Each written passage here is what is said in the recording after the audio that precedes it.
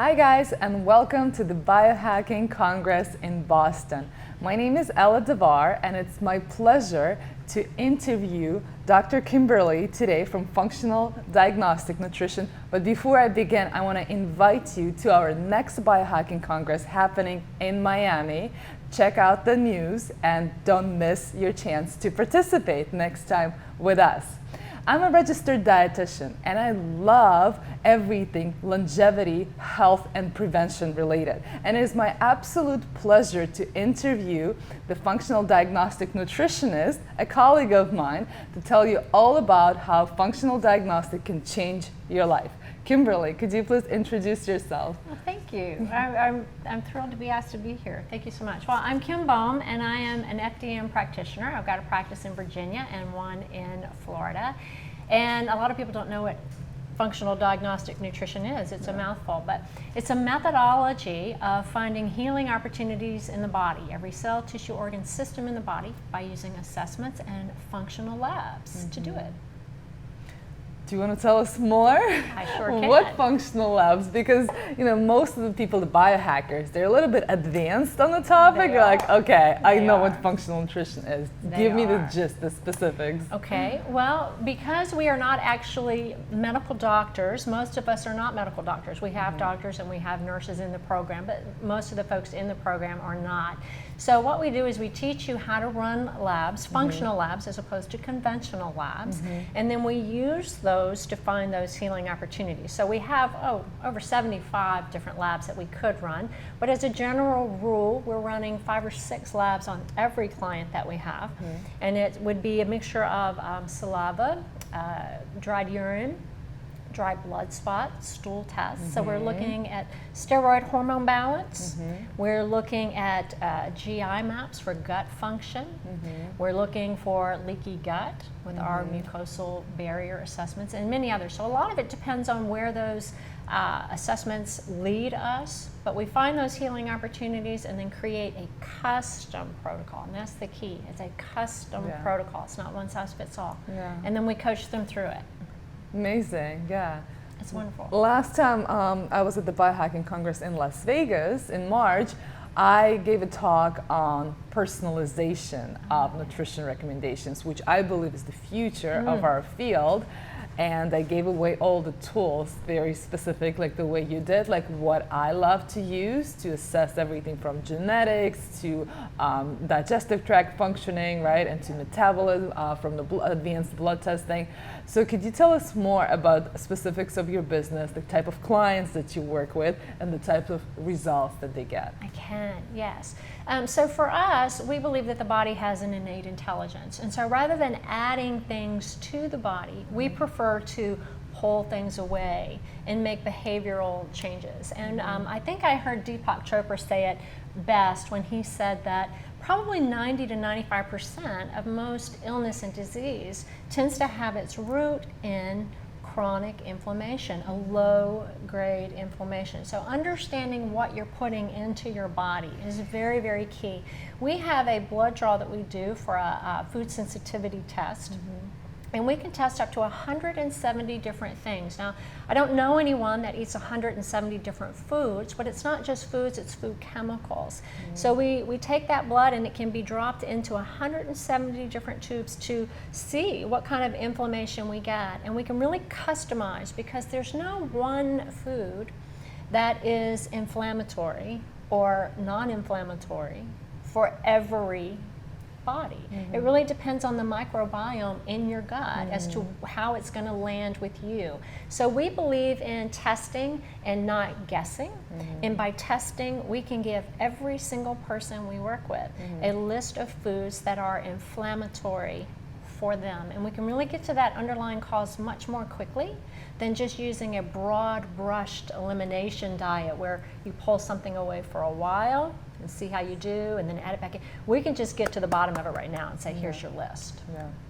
Well, I'm going to share my own personal story. The food sensitivities blood test changed my life. That's how I became a dietitian. Back in the days when I worked on Wall Street in New York, I did the test. I mean, before that, I tried everything. I tried every diet. I was just like such a type A overachiever, trust me. I did try everything, but still find myself bloated, not able to lose weight, with skin issues, and of course, the underlying cause was stress. And then I did the food sensitivity test. And what I loved about it, which not only changed my life, it changed my career path. I became a dietitian today who specializes in it. It helped me to connect all that information that's out there, right? Because there's a lot. Everyone knows there's something wrong with gluten one way or another, and we should be avoiding. Like, everyone knows that dairy to some degree might cause inflammation, right? But connection happens when you see this information coming from your body. As I teach my clients, like, it's no longer, oh, because my dietitian said, oh, because my doctor said, or this influencer, or this doctor, or this book. It's your body telling you, right? And for me, that's what made the switch, and a lot of highly educated people that I work with, for them as well. It's like, you're smart, you went to NYU, right? I'm sure you read great books, but what's in it for me? You know, like the custom approach, right? And that's when these tests, so tell us more about the results that your clients get. It's amazing the results that we get, and that in particular is one that we get a lot of bang for our buck, because there are a lot of things that you cannot control. If you live in a big city, you can't necessarily control the air that you breathe. If you have water from the city, you can't necessarily control the quality of water, but you can control what goes in your mouth. So understanding which foods are healthy foods for you and which ones are causing low-grade inflammation. And it would shock you. I did my own, and this is, I got into it as well from this perspective, but Brussels sprouts, apples. These are things that you would eat thinking, the more of them I eat, the healthier I'm going to be. I'm changing my habits. I'm going to eat well. And you are mistaken, because you're guessing and you're assuming that must work for you. And you're actually coaching up dysfunction the more of that you eat. So can you clarify what's wrong with apples and Brussels sprouts? Because you just confused a lot of people. It's a wonderful, healthy thing, and healthy for a lot of people. But as we said, there is no one food that is inflammatory or non-inflammatory for every body. Mm-hmm. And just because you are sensitive to something today does not mean that you will forever be. I love this point, yes. It means that in your current state today, the state of the microbiome, that is where we are. But that's where we find the healing opportunities, because then we can work on that gut flora. We can look for H. pylori. We can look for E. coli or other things in other labs, the GI map, or and then we can heal the gut. So then we don't have that inflammation and autoimmune triggers and things once we heal ourselves. Yeah.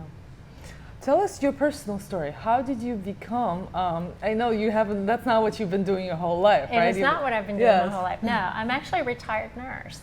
And I worked with a very large healthcare company here in America, and I was in family practice and gynecology and obstetrics and emergency medicine.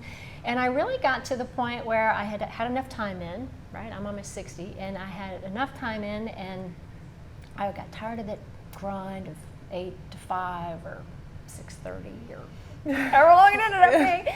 And I thought, you know what, I want to do something different. So I retired, but you're not dead yet. You still want to do something, and you feel like you have a lot to give. And so I thought, health coaching, that's what I'll do. And I went back to school, and I went to Duke, and I got all this education on diet and nutrition and exercise and sleep. And I started my own practice. And then I realized that all of my clients were not meeting their goals, even though they were following what was arguably one of the best health coaching formats, and there was a missing piece of the puzzle. And I went back one evening, and I was talking to one of my cohorts there, and she said to me, this coaching is wonderful, but it's not the forefront of my business. I'm an FDM practitioner, and I find specific healing opportunities, then coach people to it. Yeah. And it just, I went there and I looked, and I knew it immediately. That's the missing piece. Yeah. Well, that's the community that we're talking about. Biohackers are very advanced. Yes. And in my talk in Las Vegas, I said, we all know general nutrition advice, and it's not sufficient enough. People become biohackers, become so nitty-gritty and granular about these specific things because they're doing all the right things, but they still find themselves spinning their wheels, right? And that's when in-depth analysis and assessment comes in and could be life-changing. Absolutely. We have a lab, for instance, you have to understand your metabolic type. Because if you are, let's say you are a slow oxidizer and you digest very slowly, if you eat a lot of protein, which we see these fad diets where, oh, high protein, low carb. If you eat a lot of protein, but you metabolize it slowly, it's going to sit there. And the longer it sits there, it will putrefy and you will get the gas, the bloating, all kind of GI issues. And it's because that's not your metabolic type. Like, yes, you need protein, but perhaps what's specific for you is that you need less protein and more carbs because you're going to burn through it at a different rate.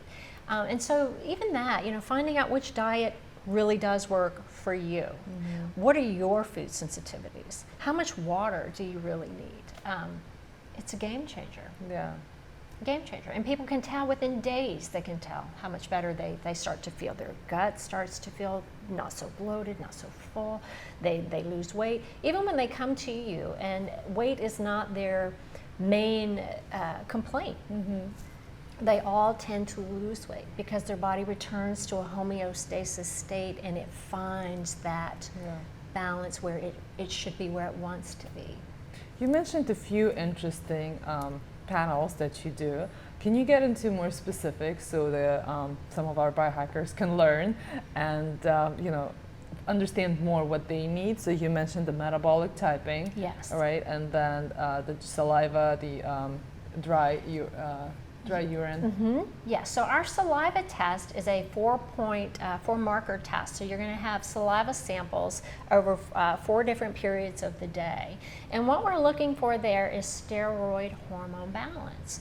And we can see cortisol versus the offsetting hormone to that. That's huge because we can tell whether your body is in a catabolic state for most of the day or whether it's not. And we know that when we're in a catabolic state, our stress level is up, and it could be any type of stress. It could be mental stress. It could be real or perceived, right? Because we do that all the time too. We're going over in our head, I can't believe this person said this to me. Oh my gosh, the next time it's not even really happening, but in your mind it is. Or your body, and things accumulate. So whether you're a child and you're playing and you fall, or you played football when you were younger, or you fell off your motorcycle, whatever it may be, those things accumulate.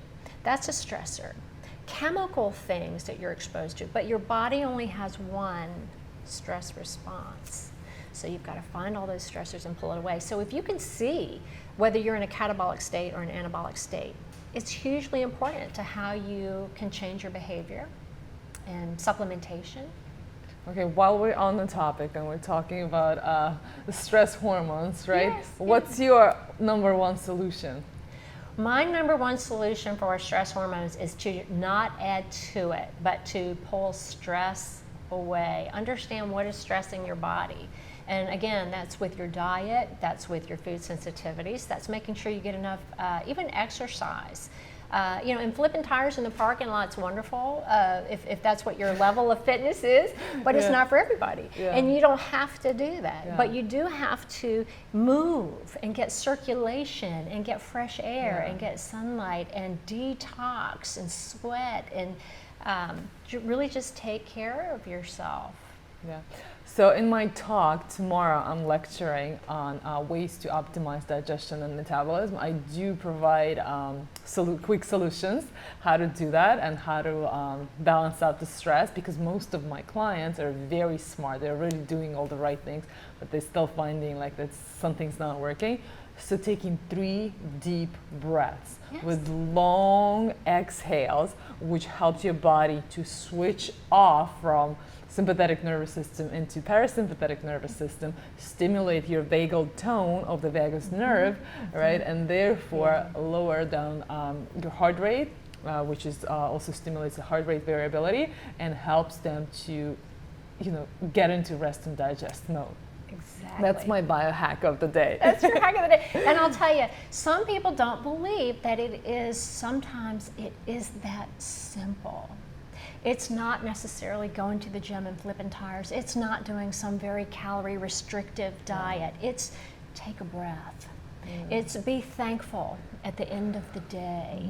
And don't just look at the things that went wrong, but because as soon as you start, even if it's just a gratitude journal, the things that went right, you hit the nail on the head when you said it instantly changes your body from catabolic to anabolic, to rest and digest. And flipping that switch is all it takes. And you can do that with very simple things most of the time. You just have to be aware and actually want to seek health and healthy behavior. Awesome. All right, next, you mentioned that, like when they measure the hormones throughout the day. Is it the Dutch test? We do have access to the Dutch test, yes. The one I was speaking of is not the Dutch, but that one's a great one. And that's part of our medical director program as well. But this one is called a stress and hormone panel, and it's through Fluids IQ. Dr. Gonshore out there is running that lab for us, and he does that for us. And I love it because it comes back not just with the markers, but it comes back with an appendix for each marker and telling you why, what we're seeing and how that clinically correlates to what your client is experiencing from a systematic perspective. Interesting. Okay, next, what else do you recommend our biohackers to test?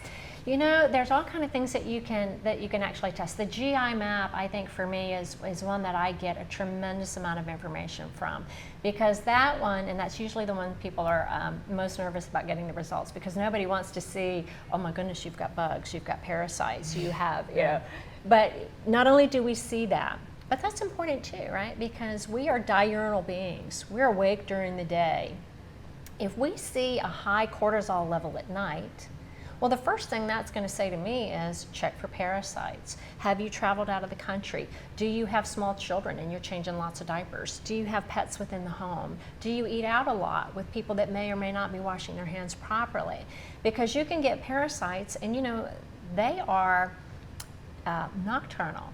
So when we're trying to go to sleep, they are coming awake, and you can see your stress level go up. So we think, look for parasites on this test, or bacteria, an imbalance of flora in the gut, So I have done for myself and my clients the Genova one-day stool test, which actually tests the whole list of parasites, right? Yes. So there's like no guessing. It's there. It's a list of them. Yeah, you have to know what it is you're working with, and then we create custom protocols for everyone. And H. pylori is a very one you see a lot, and that one we can go at that a number of different ways. And Ella too, we're not anti-doctor, right? There are some things for which you need to see someone, and when we see certain things, whether it's blood in the stool, it is our ethical responsibility to give you a referral out to someone to check those things out. But we always let you know too, like with H. pylori or other gut infections,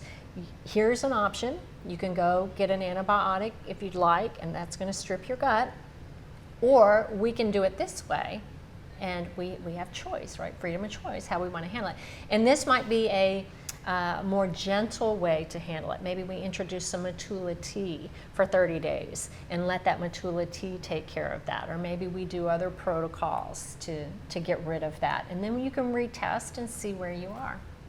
So is that your favorite approach and remedy for parasites, the Matula tea? Again, we don't have one protocol for everyone. We don't sell supplements. We know a lot about them. And we know which ones have medicinal effect, whether it's a vitamin, whether it's a mineral, whether it is herbs. And you don't want one with fillers. There's some popular ones out there now that have all these vitamins, or not vitamins, but all these whole foods, and that's wonderful if what's in that vitamin, like a broad brush vitamin, isn't the very things that were on your food sensitivity list, because then you're just supplementing it all the time, right? So we really look at the individual, and we try to stimulate something that's not working, support something while we're working on it, replace something in the diet, or keep you from having to take pain medication. So that's how we use supplements, and again, it's very specific to each person. Okay. Back to testing. So Yes. you mentioned the hormones throughout the day. Yes. And then the GI map, that's a stool test, right? Yes. Okay. And then what's your Yes. other top recommendations? We've got an intestinal permeability. That is another great one because we can actually see the mucosal barrier in your stomach is that mucus layer, and it's not just in your stomach. You have the mucosal barrier in other places in your body. But as you eat things, you are ingesting them, and that mucus layer is protecting. It's that first line of defense when it comes to your immune system and what gets through and what does not. And if things are getting through that, you've got all the little epithelial cells in your gut, and those junctions are supposed to be really tight. Nothing is supposed to get through. And what we see is when people have high zonulin levels, zonulin is what regulates how tight these junctions are. And when you have high zonulin levels, these junctions open. And food particles can get down there, so can pathogens or things can get down in here. And when they get in, they're now getting down to your bloodstream. When they get to your bloodstream, that is where your blood cells see that and think that, oh my goodness, something is attacking. Yeah, recognizing. And then it goes out and tries to, and that's where we see a lot of autoimmune triggers. And of course inflammation that starts, the body tries to start protecting itself. And maybe it was a pathogen, but maybe it was not. Maybe it was just food particles or something else. Amazing. And that test is Yes, we done have. by... Well, we have two different ways that we can do that. We can do that with a blood spot, and we can do it. Also, we have a drink that we use. It's it's got two different types of sugars in it. One is a mannitol, and that's a very small molecule, and one is lactose. And so we know that if you drink that, and then we collect the urine every 24 hours, we know that lactulose is a very large particle. That is not, so it's supposed to be too big to get through the cells. So if we see that in the urine later, we know that it got through. So those junctions must be loose. If we see that the mannitol, which is a smaller molecule, isn't there, because nutrition is supposed to be able to get through. If we don't see that, then you'd have to question too, how much nutrition is getting through? Is that person eating, but not really getting the benefit of the nutrients that they're eating? So that's another really good one. We've got hair and mineral that we can test when we see high metals in the body. We can do hair samples where they analyze the hair. We can tell you exactly what we're seeing, whether it's copper or magnesium, or and then create protocols around that as well. That's fascinating. Tell us more about the hair sample. Yeah. Like how long you've been working with that? Oh, I've been working with that for about 2 years, and that one's a good one because a lot of times you'll see that with people that are having brain fog. Some people, I even had one client I was working with that believed that they were on the verge of almost like an Alzheimer type of symptom, and it was really accumulated metals that once it gets in the brain, especially if you're not sleeping, because when you sleep, your body does a repair, and your body goes out there and flushes out those toxins out of your brain. Yes, and through your liver, it goes out through your liver. But when you don't detoxify, these are the things that happen. And it's not wrong, right? If I withhold food from you, you're going to starve. Now that's unfortunate, but it's not that's exactly what your body's supposed to do. And it's same with metal. When you have metal toxicity, you get symptoms because that's how your body works. So you need to pull that metal away. And there are all kind of things we can do. We can do push catch, which is a really good one, where we can for like the liver, we can give you something that pulls those toxins out, but then grabs them and takes them away instead of just pulling them out of the cell and tissue and then leaving them there to similar like when you get a massage and they tell you drink plenty of water because we've kneaded all that stuff out and we want to flush it out. Yeah. But you can do that with your liver, with your brain. Amazing! I just learned something. What other tests are we done? Like any of your top recommendations that people should just like be writing down and considering for? Yeah, our top recommendations are the other 5 that we use. Well, first and foremost, understand what is your metabolic type. And Bill Wolcott wrote an amazing book on metabolic typing. It is the underlying test that we use for metabolic testing. So I would definitely recommend that. I would recommend the blood test, the MRT blood test through Oxford Biomedical. That's where you're going to find out 170 different foods and food chemicals that you would want to avoid. I would use the GI map. I would use a mucosal barrier. And we have another one, a metabolic wellness panel, which is where we look at histamine and the opposing regulator of that. So we really, those are 5 that we use on everyone, but mostly what we try to do is look at the assessments. That's another thing. We have very comprehensive assessments, but that is a subjective thing.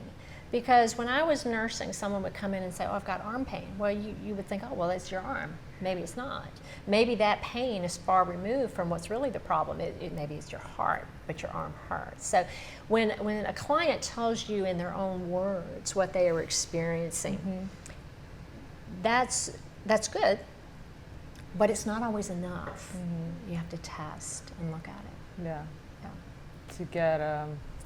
To get like an information from what's really going on underneath the skin, right? You've really got to you've got to find the true healing opportunities, and then we don't focus on the symptoms. Like we want everyone to feel better, and that's when they come to see us because symptoms are the last things that show up, and they might be common, but they're never normal. So we want to instead look upstream and then start pulling all those stressors away and fix the underlying cause. Because we believe that if you don't fix the underlying cause, you can tamp down a symptom, but this is still running. This is what you're describing is the healthcare, the regular healthcare, right? That's the way I describe it, is that when people come in like negative state, right? And all the, the major hospital settings do just bring you to neutral. Just like let go of all the symptoms. As long as you're neutral, symptom free, you're good, and right? And then there's the functional and integrative, which is like takes you from neutral into the optimal. Because when even my clients come in, it's like, oh, I'm fine, like I operate, I'm fine. But then they go through the functional diagnostics, like symptom check. Oh yeah, I live with acid reflux. Who cares? Like my parents do that. They have that as well, right? Oh, so what? I'm bloated all the time. I just love my beer. I'm just gonna go on with my life, right? Yeah, I'm congested. My ears are itching. Like my hairs are falling out. That's just like part of aging, isn't it? And then they don't even realize how, or like I get tired in the afternoon, right? Like happens to everyone, right? That's what coffee is for, right? And then like you don't even know, like from neutral to positive. What you don't know is that you don't know how far you can go with this like new level of energy, symptom free, and feeling like a superhuman, right? You are so right. I'll tell you why you don't want to be normal. And I know, I was a nurse for many years. Labs, traditional big labs, they do a great job. But most people think they're telling you what healthy looks like. No. It's not even their job to tell you what healthy looks like. It's their job to tell you what average looks like. So they are doing labs and they're testing some well people. They are. But they're also testing unwell people. And especially the last few years, they're testing some very unwell people. And they're creating a range of what's normal. Well, 6 in 10 Americans have a chronic disease. That's what it says right on the CDC webpage. 4 in 10 have 2 or more. To be normal, you'd have to be less healthy than you are right now. So if you were abnormal, think of how low on this scale you'd really be. FDN, we want to look at where are the healthy people? What do they look like? How do they feel? What's normal for feeling good? Let's aim for that. Let's don't aim for, well, normal is 60% of the population is unwell. I don't want to be that kind of normal. I just created a slogan for you. If you want to be average, go to the regular practitioner. If you want to be excellent, go to the FDN. I love that. Thank you. Well, that's why, we do what we do. Like I was trained in a very conventional school to be part of the hospital, and as soon as I got there, I was like, I don't want to be part of the system because it doesn't teach me about health or prevention. It teaches me about disease and sickness, which is good to know about, right? So you can help people who, already like so low, and so like, having like real hard problems with their health, right? But that's not where the health happens, right? Like, and when you trying to help those people, you also realize that prevention and taking steps before that, right? For example, like my grandmother had diabetes, and that's why it's my job as a 34-year-old. I've like mastered the art of low blood glucose. I track my blood glucose continuously. I help my clients to like not take the metformin as a solution, right? But to find a way to enjoy low carb diet, right? Removing all those sweets before it's too late, right? But a lot of people are like, I'll just take metformin. Everyone's taking it these days for longevity, right? This health is like health benefits. What's your take on that? That supplementation becomes like a huge part of healthy lifestyle. I think you hit the nail on the head. And I do think it's sad but true. There are some people that would rather just take a pill. Yeah. And that's really about all the effort they want to put into it. The people that we work with are people that want to age well, and they don't want to be spending all of their retirement on medications every month. They don't want the side effect burden that comes with the medication, because while you might be resolving your blood sugar, and actually that's the myth, right? You're not really resolving your blood sugar. You are getting your A1C to a certain number. Well, you're manipulating the number, but you haven't really changed why that number was high to begin with. No, they're changing it with the, changing the sensitivity of the insulin, right? Stimulating that. Yeah. So, and that's one of the things too. A lot of times in the traditional medical environment, you'll get the, you need to lose weight. Well, that's good, because the doctor's got about 15 minutes to spend with you. You think the doctor's the boss, and the doctor's not. God love them, as wonderful as they might be. They're not the boss. They're a paid employee, just like the receptionist is a paid employee. The practice manager's the boss, and they have higher ups, but they tell the doctor how many people they'll see today. And on average, it's about 32. And so that's one every 15 minutes. So while they might have the time to come in and, hi, how are you? What's going on? Okay, you need to lose some weight. Well, then they have to get on to the next one. And I would see patients all the time that were like, well, that's great, but how do I do that? How do I do that? That's where dietitians come in. That is where Ella comes in. You see Ella. Yeah. But yeah, it's, and it's life-changing. It's life-changing because, even the metformin, you can go to drugs.com and you can see all the different interactions that it has, all the different side effects that it has. It can cause diarrhea. And all the recalls they do these days because it's such a huge demand. Yeah, and then when they start taking more than one medication, then it starts just loading up to where now now you've got this diarrhea, now you've got gas bloating, so now you need omeprazole, so now you're tamping down your stomach acid, so now you need this, and before you know it, it's when you really could have just changed your diet and got some exercise, and Well, for us to summarize this talk, if you want to give your top recommendation, just one thing from everything and the amount of coaching you've done on your clients, what's your one top recommendation? One top recommendation is understand your metabolic type, which foods you should eat, and then do the MRT to find out what your food sensitivities are. Which is metabolic? Your metabolic release is what the MRT test is. It's through Oxford Biomedical. You can do that, or you can go to the FDN website and find a practitioner that will help you through an entire program. Amazing. Yeah, I've seen those tests. Mediator release is what that is. Mediator release test through Oxford Biomedical. Fascinating.